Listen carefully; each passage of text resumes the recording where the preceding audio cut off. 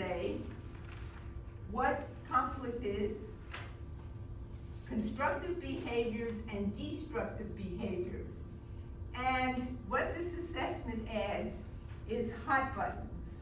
And everybody likes hot buttons. You know what a hot button is? That person in that meeting who you don't like. The over-analytical, the aloof person, that's the one who causes the conflict.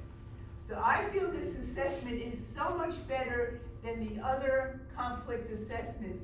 It really gets to situations, really gets to where the people that might cause a conflict with you and just the reasons for conflict. So let's get started. What started me back on this conflict? See this over here?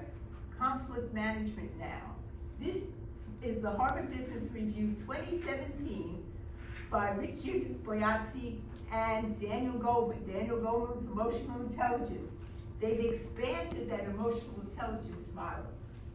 Here's that self-awareness. Now you have to be self-aware in terms of conflict. Self-management also been expanded.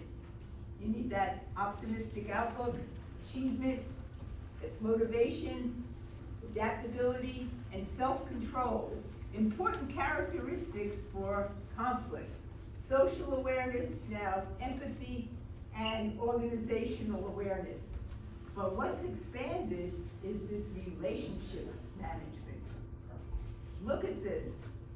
Influence. That's part of that assessment. Executive presence and influence. Coach and mentoring. Conflict management. Teamwork. And inspirational leadership. Here's where conflict management sits, right in the middle. So these are key types of behaviors and actions people need to take. So what's your definition of conflict?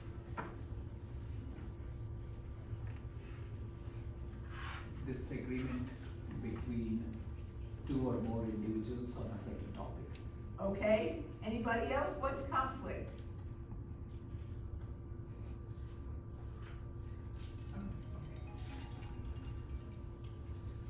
Somebody else? Anybody on Zoom have what's conflict?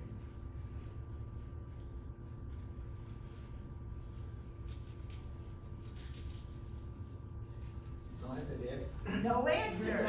No. Here's your conflict. Disagreement. What else?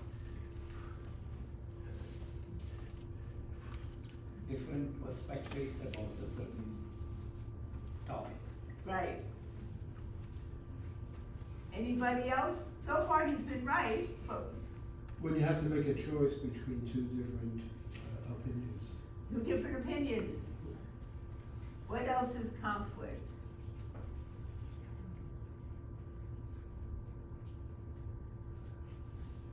Fight. Right.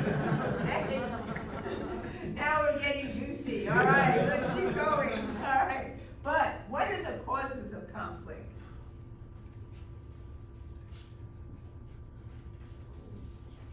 I have a whole list here. Come on, you can come up with anybody on the Zoom. What's the reasons for conflict? Different agenda, Different agenda, different interests. different interests, Self-interest. rivalry. political rivalry, Self-interest. self-interest. Difference in personalities. Right, different personalities. Cultural.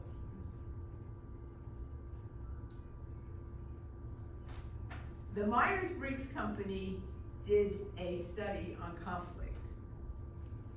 The number one reason for conflict is poor communication.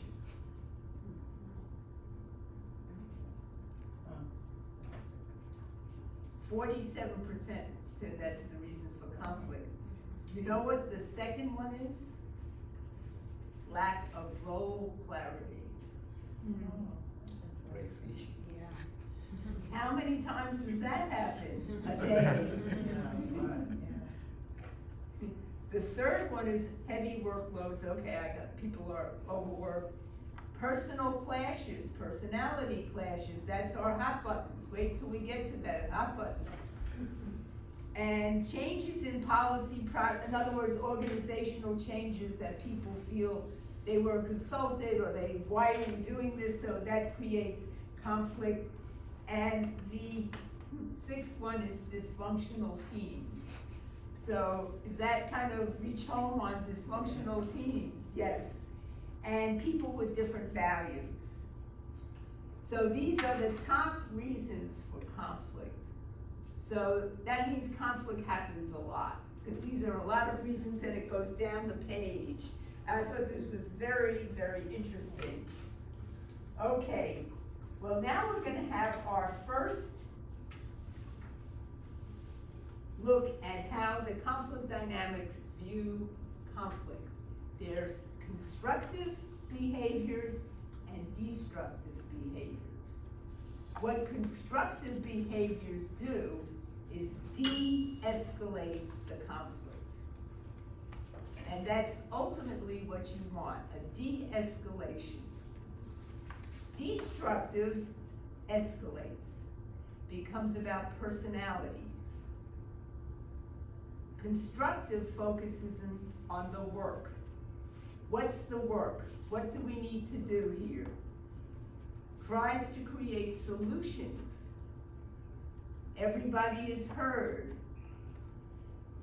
That's what constructive does. Destructive just, it lingers out there and never gets resolved. And therefore, at some point, it'll bubble up in some other situation. Better to address it with constructive behaviors, or at least try to get it resolved. This is a diagram of how the conflict resolution skills assessment views conflict. They go, you have a choice. You can do it here, where there's no resolution, team performance decreases, you get nothing resolved, nothing happens, and the anger and the frustration just stay under the surface, but come out as stress and not productive. So that's destructive. Here on constructive is the win-win. Improved performance. I felt heard. I felt I was communicated with. I was actively involved in resolving the conflict. That's gonna make you feel better. And there was open and honest communication of feelings in a more normalized way. That's why the constructive behaviors become so important. Okay, now we have our first scenario. Scenario 1.